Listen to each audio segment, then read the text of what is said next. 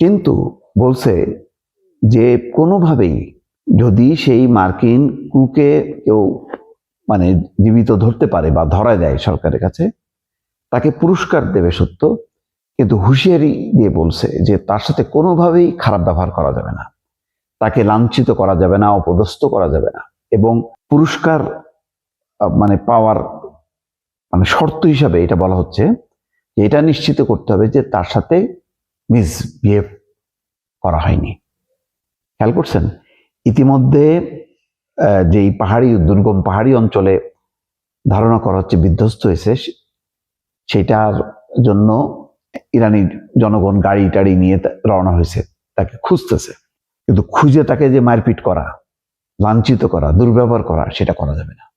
তার মানে দেখেন, এত কিছুর মধ্যেও ইরান কিন্তু তার নীতিতে অটল আছে যে না, যুদ্ধে অংশ নিতে যে শত্রুপক্ষের যদি কোনো সৈন্য ধরা পড়ে, তার সাথে আন্তর্জাতিক যুদ্ধ আইন অনুযায়ী তাকে সম্মান করতে হবে, তাকে নিরাপত্তা দিতে হবে এবং তাকে যুদ্ধবন্দির মর্যাদা দিতে হবে, সেই আহ্বানটা জানাচ্ছে। আপনি এটা কল্পনা করতে পারেন, ধরেন ইসরায়েলের সাথে যুদ্ধ হচ্ছে ইরানের এরকম যদি কোনো পাইলটকে যদি তারা পাইতো, প্রতি স্পটেই গুলি করে মেরে ফেলতো তাকে, অথবা নির্মম নির্যাতনের মধ্য দিয়ে মেরে ফেলতো।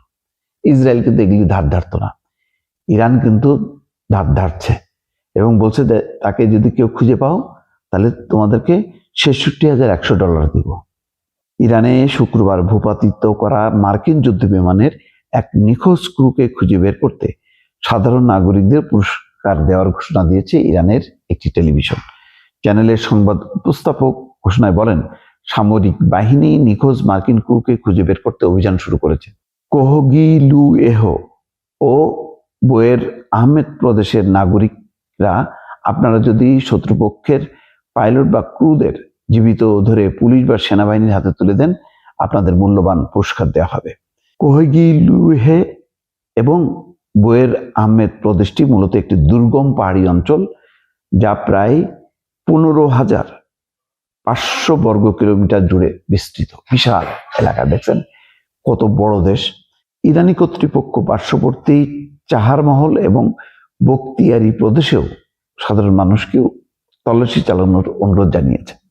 এছাড়া টেলিভিশন স্ক্রিনে এক বার্তায় সন্দেহভাজন কাউকে দেখা মাত্র গুলি করার আহ্বান জানানো হয়। পুরস্কার ঘোষণার পর স্থানীয় অনেক নাগরিক নিজেদের ব্যক্তিগত গাড়ি নিয়ে দুর্ঘটনাস্থলের দিকে রওনা হয়েছে। তবে ইরানের সশস্ত্র বাহিনী সাধারণ মানুষকে সতর্ক করেছে কেউ যেন ওই পাইলটের সাথে কোনো ধরনের দুর্ব্যবহার না করে।